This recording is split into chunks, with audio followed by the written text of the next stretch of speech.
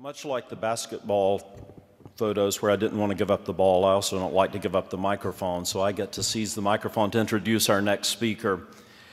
The Gerald Marx Lecture is named for an innovator and a visionary. Butch Rosser fits that description perfectly. In Thomas Friedman's book, The World is Flat, he shows the impact of globalization and explains how we're all stakeholders in each other's futures. For the 2008 Gerald Marx Lecture, Butch Rosser will talk about a personal journey in a world that is increasingly flat. Currently professor of surgery at the Albert Einstein College of Medicine, New York, Butch has given more than 200 invited lectures, written 55 peer-reviewed articles, 16 chapters, and authored 11 electronic books. He probably did half of them before anyone else knew what an electronic book was. Butch Rosser's Top Gun learning exercises are known and appreciated in the U.S. and internationally. The American College of Surgeons created a committee with that name and asked him to chair it. He has been part of the SAGES program most years since 1993. His new book, Playing to Win, unveils collateral learning and the potential of video games in helping address such societal issues as education, healthcare, corporate performance, and even faith. His areas of expertise include micro-laparoscopy, virtual reality simulators, endoscopic manual dexterity evaluation of telemedicine, Kodak equipment, ergonomics, surgical skill evaluation, simulators, and trainers.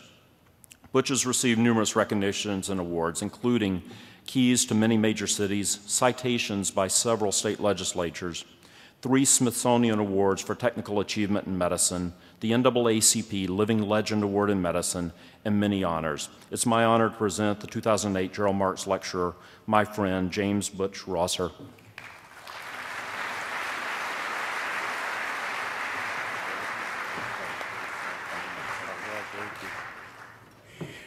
How you all doing? Young man that just left the podium I've known since he was a resident, a fellow Southerner. Southerners not only have a bit of pride about them and where they come from, and they never forget. We never forget where we've come from and where we're going. I'm so proud of you. Ever since that day I met you in Atlanta, and God bless you, and I wish you the best. It is indeed a privilege for me, as I make an adjustment. It is indeed a privilege for me to be here today in this capacity. I'm excited for many reasons, but I'm most excited because Dr. Marx has been a great ambassador for SAGES, a great ambassador for surgery, and a great ambassador for medicine as a whole. And on a more personal note, he has been a great source of personal inspiration for me, and it goes back to the first time I met him. Dr. Marx, you may remember that I met you for the first time in 1993. A young man by the name of Carlos Babini called me over and said, "You need to meet Dr. Marx." And of course, I'd read about Dr. Marx, and I said, "Dr. Marx, Professor Marx, it is a great honor and pleasure to meet you, sir." And Dr. Marx responded, "Hey, brother, what's happening? It's good to see you." And this is true. The crossover appeal that you showed me that day, Dr. Marx, let me know I could stay myself. I did not have to change to contribute. And for that, my friend, I thank you very much. And I just want to announce to your sons that I am their brother from another mother. And I told Dr. Marx, my father wanted me to say, not in the Jeffersonian sense, because, if you will.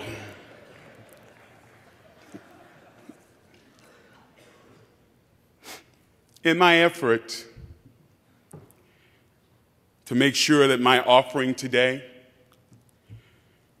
would be on point, I did what most of us do whenever we have a question in SAGES. I called Sally. You see, I'm not accustomed to being nervous when it comes down to speaking in public, but I desperately needed guidance on this occasion. And when I called Sally, she displayed her usual polished calm and rock-steady, nurturing disposition. I told her what had been placed on my heart as a topic, and I asked her to just run by the title to Steve and Adrian. And thank God Steve and Adrian gave the thumbs up. And thank you, Sally. And thank you, Steve and Adrian. Because the topic that I want to talk to you today is a surgeon's journey of service in a world that is increasingly flat. I'm sorry, I don't have sound. If you can come help me. What is service?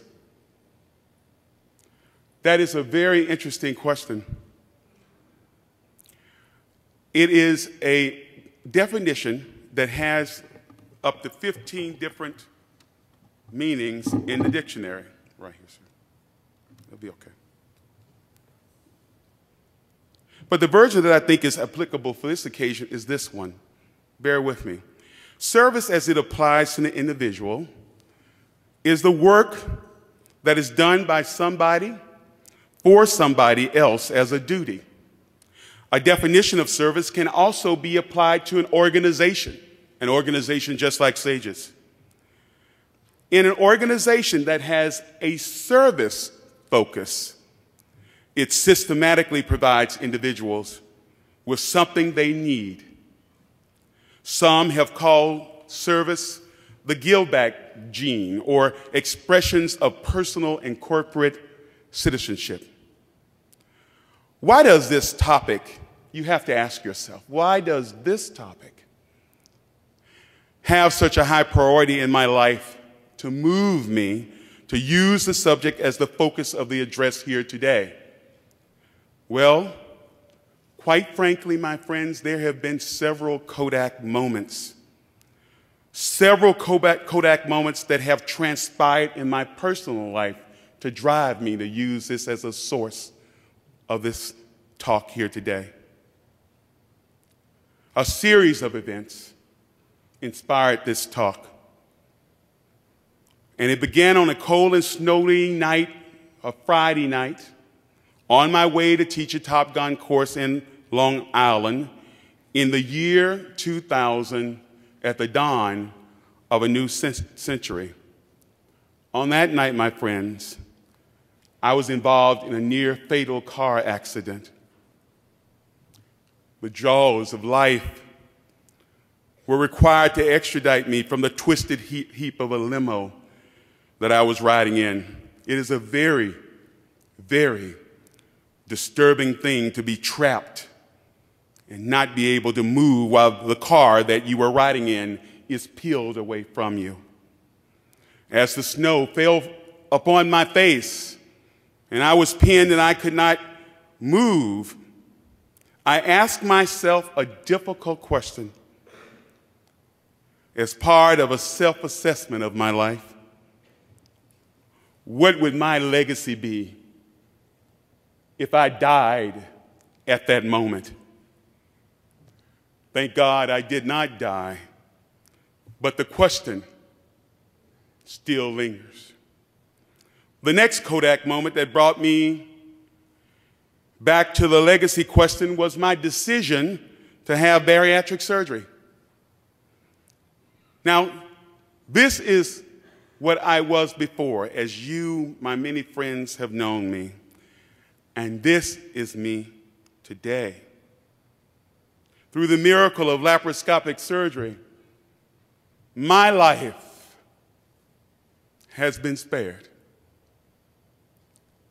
But as Phil, Shower, and my family departed from the pre-op area, the legacy question, Steve, once again loomed.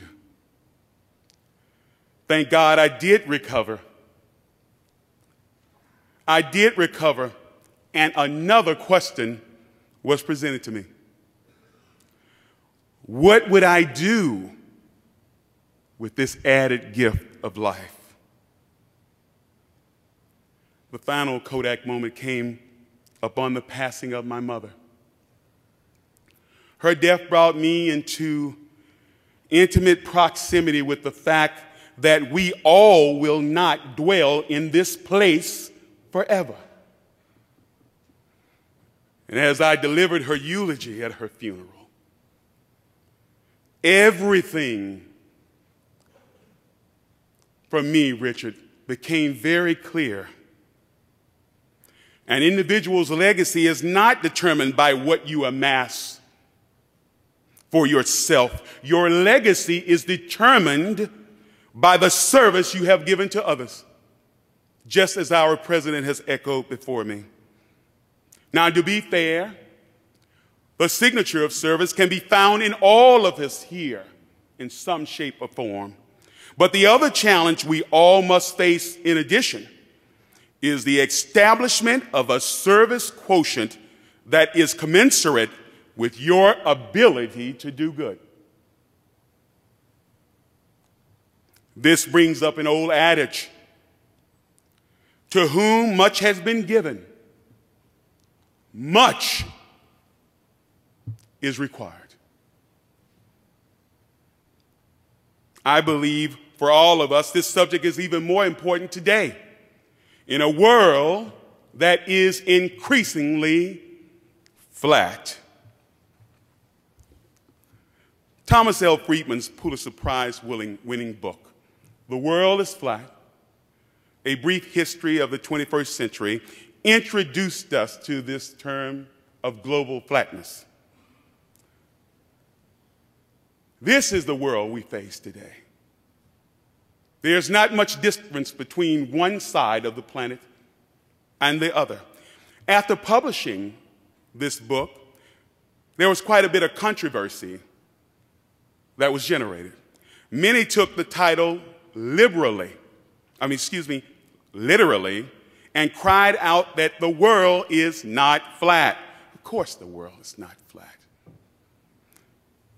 Friedman made a decision that all of us must do when we're trying to lead, and he made a decision to trade academic precision for explanatory power. And this is a role of every great leader, to be able to articulate on common ground with the dialogue of the people that you're trying to help. So I find nothing wrong with what Friedman did. The term flat helps to describe, in today's world, technology has empowered ordinary people to plug, to play, to compete, to connect, and collaborate with equal power as compared to the traditional juggernauts of influence. Flat does not mean equal incomes. No, we are not saying that the Soviet Union and communism will rise again. No. Rather, the term flat suggests that more and more people today are able to impact world affairs farther, faster, deeper, and cheaper than ever before, making touchable the concept of an army of one. Another important concept to understand is that the flattening of the world means that in a technological age, that which affects one affects us all right away. This is the source of the graphic in Friedman's book, where you have a globe made up of people all touching each other. Today, we truly must be our brother's keeper, because the well-being of a brother can impact the well-being of us all. Technology has brought us into closer proximity, if you will. Whether you live in Alligator, Mississippi, Or you're there with my friend Ricardo Cohen in São Paulo, Brazil. We are neighbors. We are a global community in a world that is now flat. Now I can't help but hear some of you out there saying, Butch, I do not have time to deal with such things. I'm trying to deal with the burden of running a practice in a very high-threat environment. Plus, I love what I do in surgery now. It's great to be alive in the field of surgery. I would respond that all of this is true. For a surgeon, the world that we live in today offers a plethora of modern-day miracles that command our attention. I understand. Just take a look at this, a world of modern-day miracles.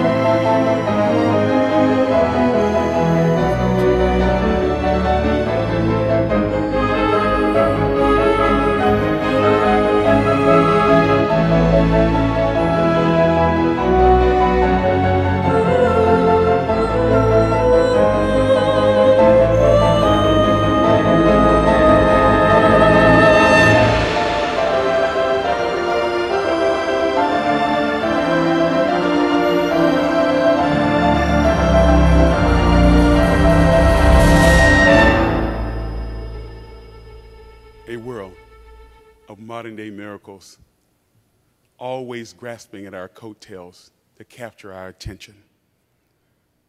After seeing this movie, many of you are saying, see, Butch, you just made my point.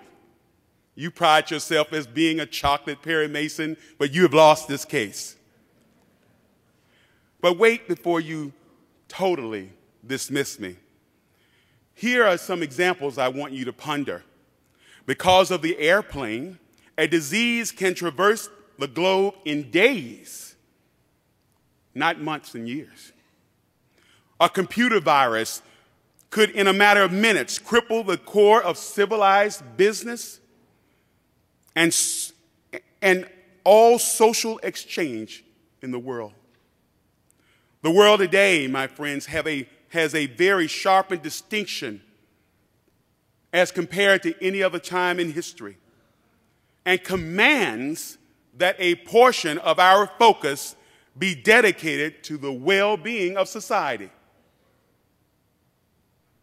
Fighter pilots call it situational awareness. And in this world that is flat, we must be aware of our situation. Okay, all right. I know that there are some of you out there still struggling with this concept. I hear the silent but respectful whispers. Butch, what is the point you are trying to make? Ladies and gentlemen, this is the point. I want to submit to you today that service is the currency of survival and the continued evolution of man as a species. It needs a special focus, if you will, not only in our lives, but in our organization that we love. We all have to go in search of our own service quotient.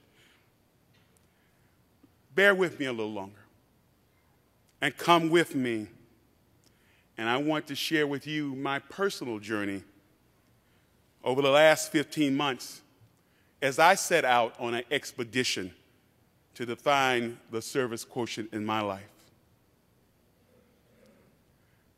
First, it started with notes. I wanted to know about this new thing. Dr. Marks, I wanted to be on that frontier participating like you did over 40 years ago. And so I was going to go out and study notes. But then, all of a sudden, I got diverted with a subject matter called video games for surgery. Then all of a sudden, I watched the birth of a prodigy called The Birth of Self-Learning. And then I found myself walking with giants. And then all of a sudden I discovered that education was the high ground for our future. And then I had to build a bridge to the greater good with all this. And then I had to write a book. And then I became a body mechanic. And then I wrote the Coffee Chronicles. And next, I found the stage in me. And finally, I had to announce the Hollywood, look out, Denzel. After seeing the serpentine course of my journey, an untrained eye could see me as being totally unfocused at best, or at worst, suffering from some kind of schizophrenic breakdown. But to those who successfully cope and maneuver in a flat digital world, I could be seen as conducting business as usual. I know all of this may not make sense. And if at this moment you feel this way, you would not be alone. Most of my colleagues struggle, even though they love me, to understand. But if you would give me the privilege, let us review my journey and see if I can connect the dots. It started with notes, and it started out innocently enough. My plan was that I would go on a sabbatical and go around the world where the early work was being done. And David, I was going to learn at the feet of the great masters, just like we've read in history. For me, it was a natural move. I was only doing what I had done before in the early 90s, before I met you, Steve. I actually risked it all, and went to Europe and worked with the great masters. Young surgeon, not much money, a whole lot of kids. But I did it, and I found love there. And in fact, 2 surgeons at the Academic Medical Center in Amsterdam, they were the first to embrace Top Gun. And the Netherlands gave me a chance to make a mark outside of my country. So in my mind, I was only going to repeat my footsteps. And the difference here, though, is that there was an overriding sense of urgency that was generated by our previous failure to account for the learning curve for these huge paradigm shifts in procedures. And this time, my goal was to maybe be ahead of the curve and use my experience to somehow decrease the elevation of that learning curve and decrease the amount of harm that we had inflicted in the name of good. That was my, whole thing. Well, I thought that this time around we could be a little smarter. We had SAGES now. We've gotten to know the game. And I thought I could contribute by nature of my experience. But along came a little article I wrote just as my last hurrah before going off into sabbatical about video games and how over-the-counter video games could impact the performance, efficiency of surgeons. And this is what I faced.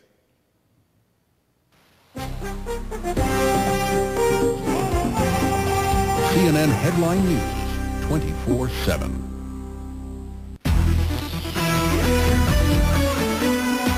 We're going to bring you Hot Wired, and it's about surgeons improving their skills during downtime. Would you believe they do that by playing video games?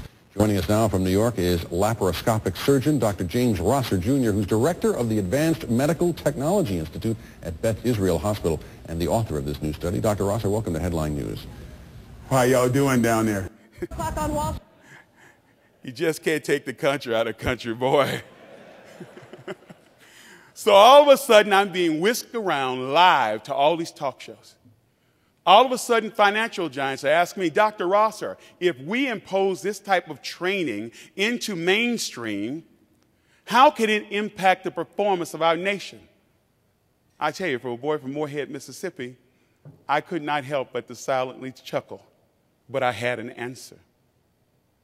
The answer was the birth of something new and different, the birth of stealth learning.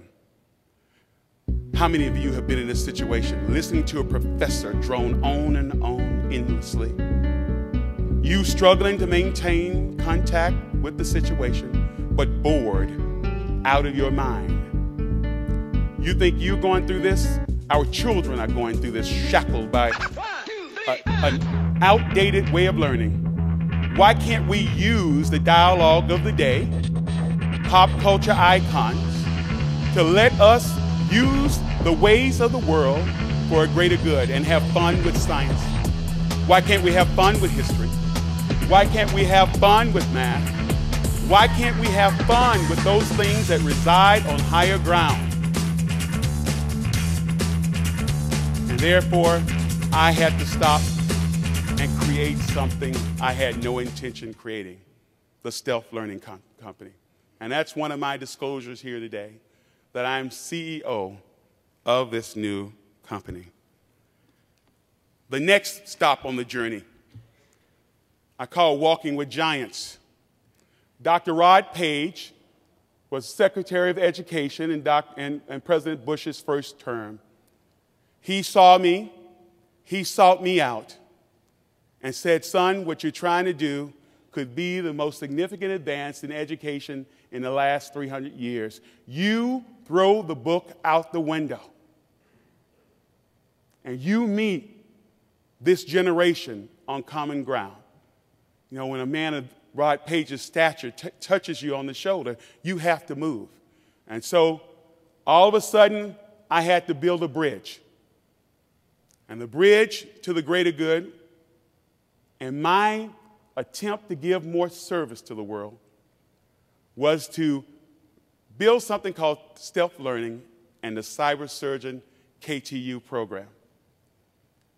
Because I had discovered on this journey that education of the masses is truly the high ground. And this is the reality in this country that we face. We are a dropout nation. 30% of our children drop out of high school, and 80% of them are passing and are successful when they drop out. And when you poll them in an exit poll, 100% of them are bored. Why? Because we are not communicating with their dialogue. This is even more important in this country with STEM, science, technology, engineering, medicine, and mathematics. And I had to build this bridge. And this bridge was the Top Gun for Kids program that has evolved now into the Cyber Surgeon for Kids program. It has the validated video games that we have documented. It has a real-world relevance, letting the kids actually do the Top Gun surgeons training. That's right.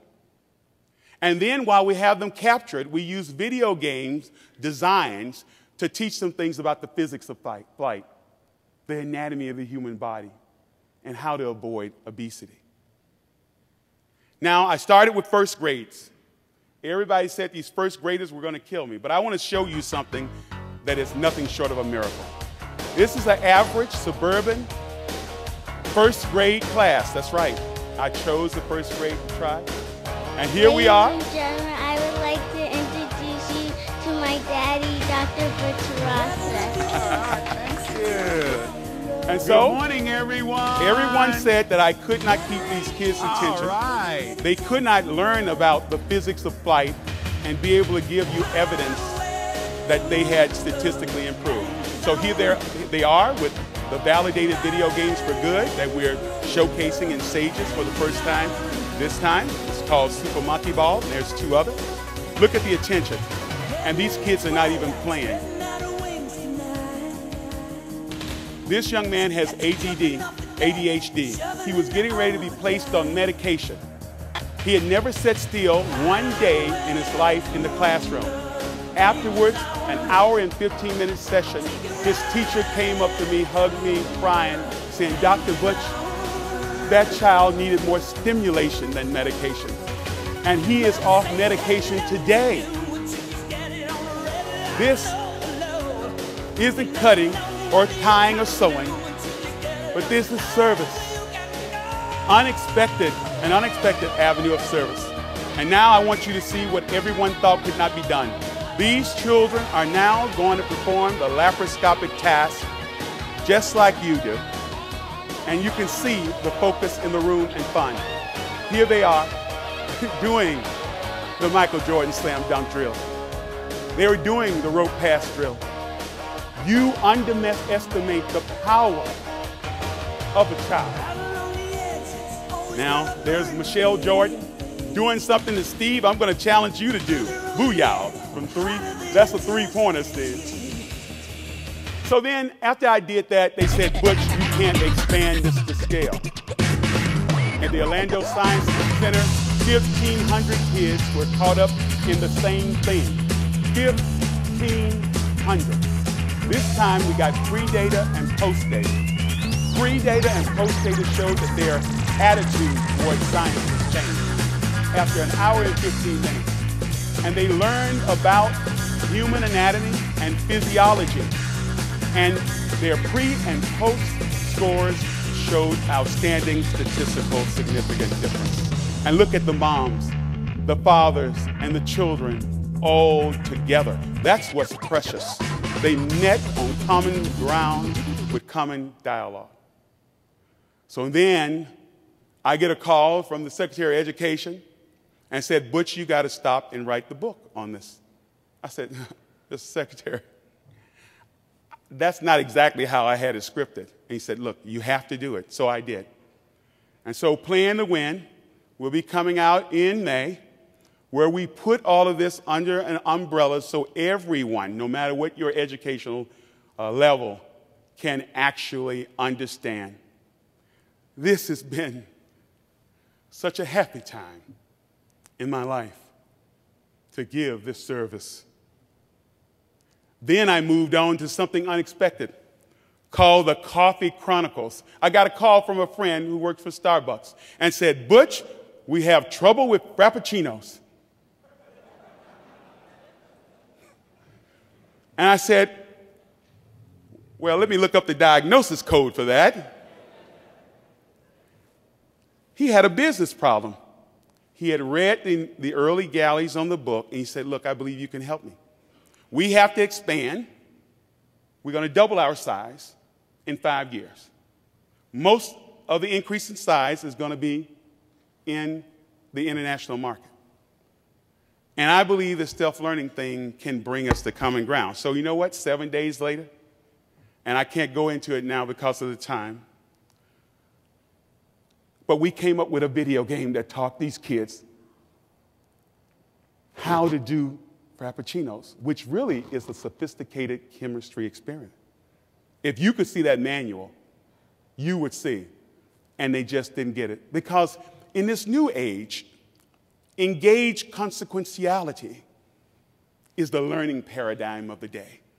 Submerging these kids in 2 and 3D immersive worlds where facts or domain fractionalizations really don't have any meaning unless it leads to real-world relevance right is the learning paradigm of the day. Submerging these kids in 2 and 3D immersive worlds where facts or domain fractionalizations really don't have any meaning unless it leads to real-world relevance right away. So then, all of a sudden, I get a call from Wharton. And they said, "Butch, we are now starting an MBA program with CLOs, Chief Learning Officers, and we want your book to be required reading because of the business and corporate training crossover. I'm flabbergasted. Never in my wildest dreams, I thought that the silos would be torn down and we would start to have collaboration. Then I became a body mechanic. Butch, what is that all about? Well, as Steve Schweisberg can tell you, and DJ, I became a superhero because I wanted to put my knife out of business. I had to undergo surgery. But prevention is the key to the cure of obesity. And so therefore I concentrated on kindergarten to 6th grade. And I became Dr. Blood, the mission commander of the Worldwide Federation of Body Mechanics, here to stomp out the evil coalition of harm and disease. I am a terminal 12-year-old. The alphabets behind my name does not erode the joy in my heart for just being able to help, to give service in whatever form that it comes in.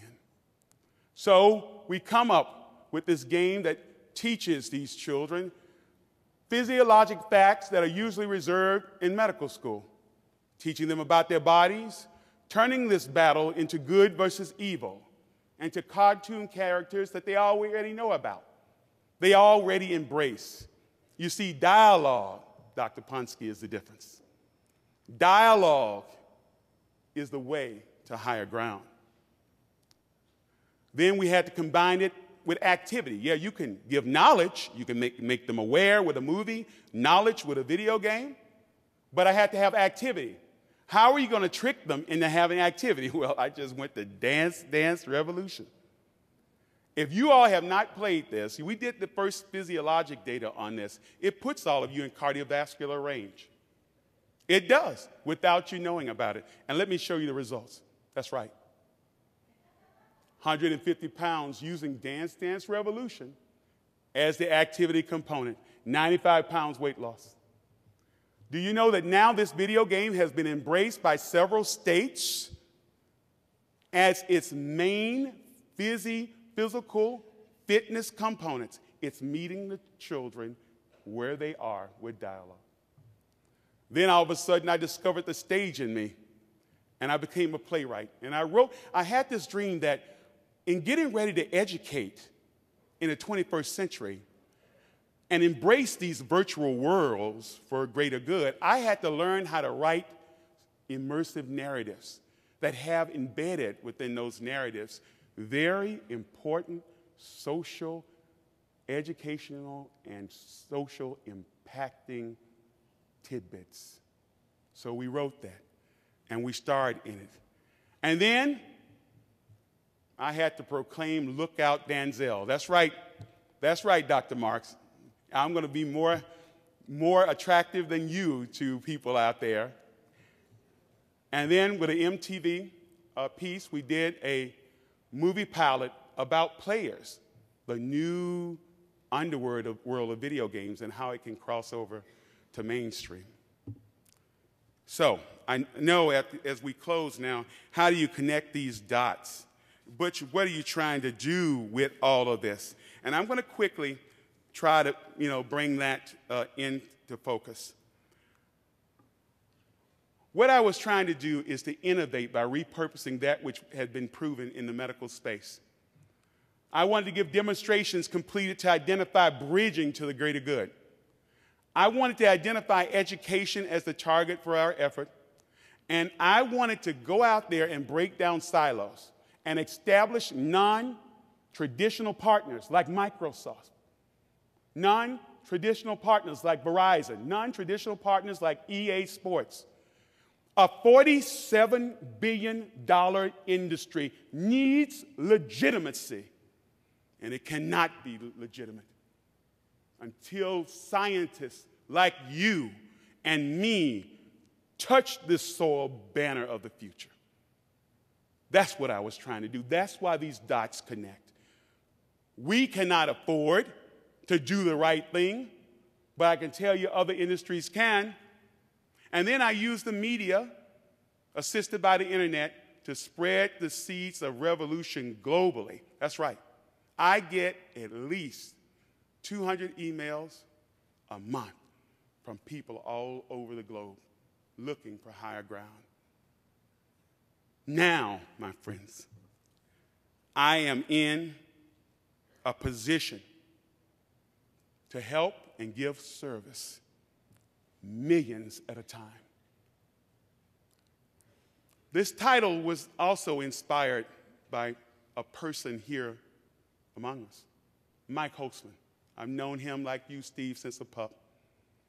Great surgeon with a great heart. Mike and I have always talked about things other than medicine, and one day he was looking in my eyes and said, Butch, I'm disillusioned with medicine today. I'm really thinking about leaving.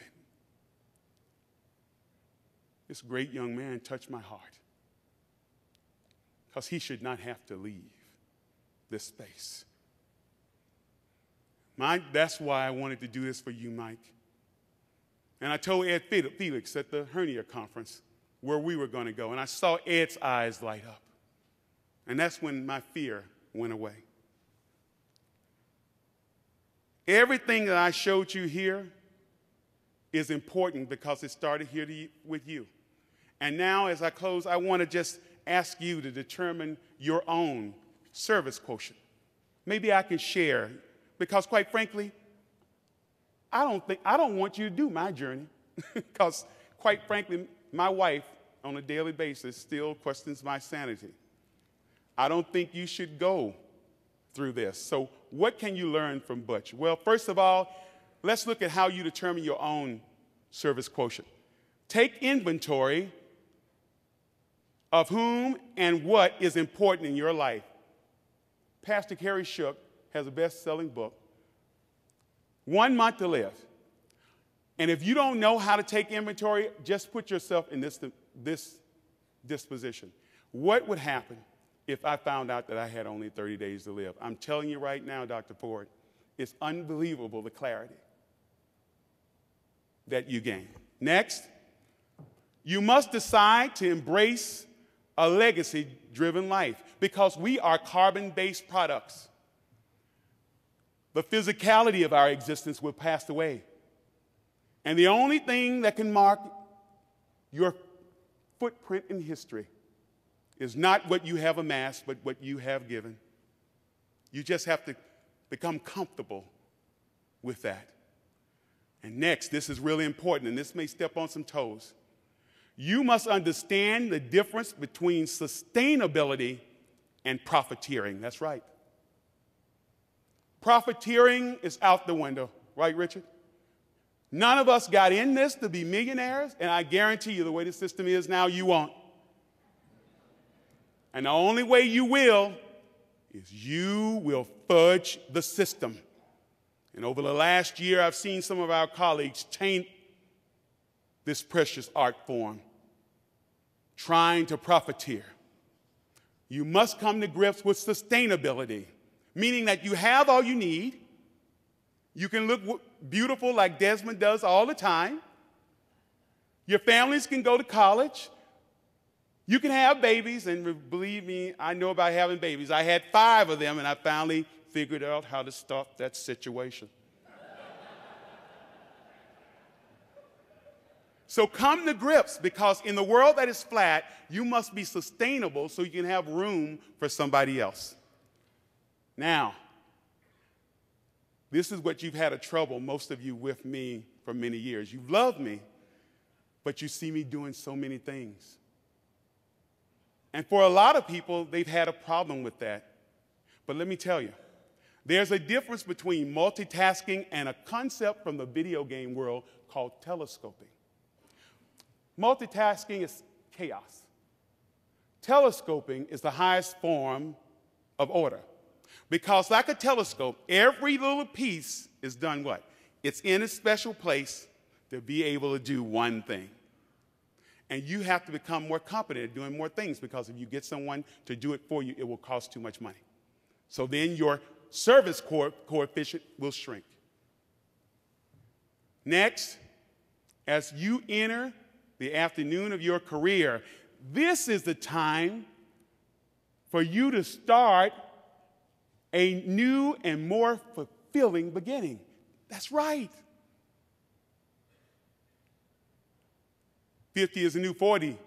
60 is the new 50, and on and on. You have a chance. And then you must plan strategically and really run with this with extreme prejudice. So I want to thank all of you today for allowing me to share.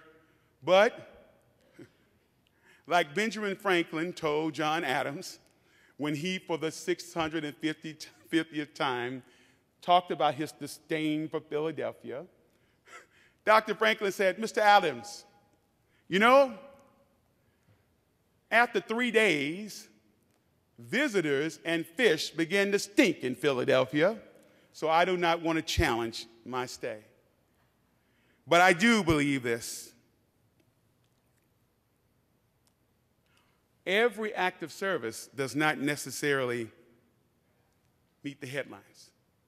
When Rick Satava touched me and said, Butch, you need to present this video game data, and sent me to MMVR, I choose to believe that that was an act of service.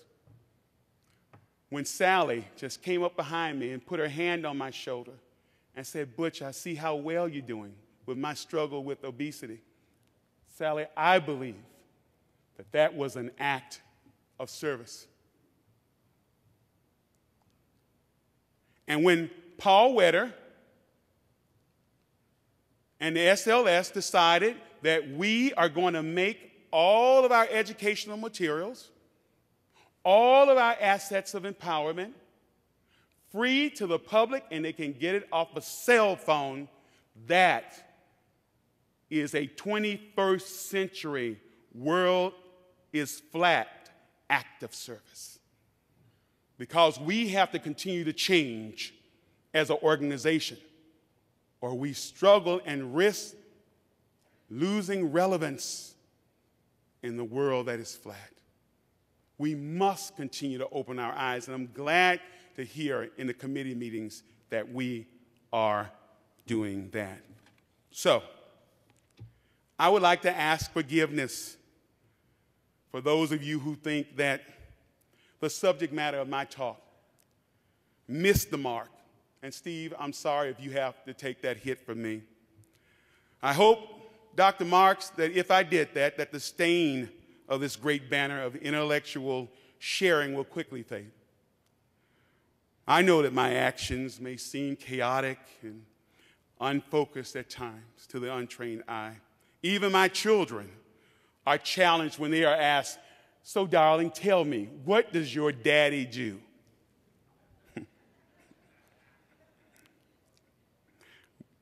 But after this 15-month journey, Barbara,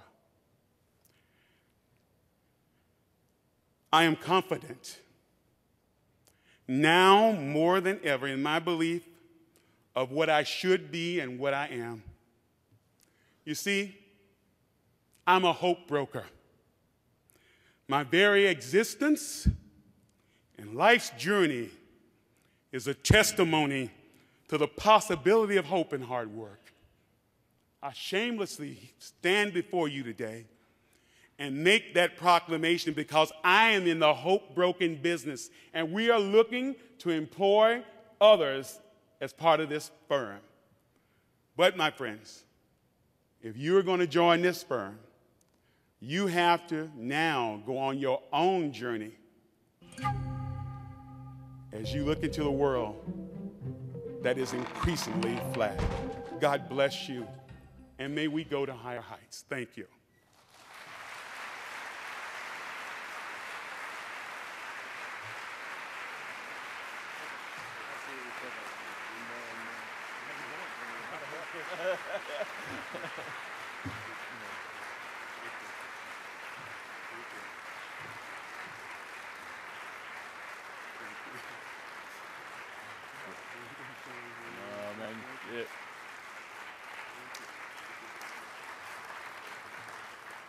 What a great job from Butch. I have always loved hearing him speak and hearing his passion. We've watched him physically get smaller over the years, but his heart, his intellect, and his impact on this world have continued to get greater. Butch, congratulations as our 2008 Gerald Marks Lecturer. Thank you so much. Thank you, Stevie. All right, God bless you. Thank you all. And thank you, Sages. Thank you.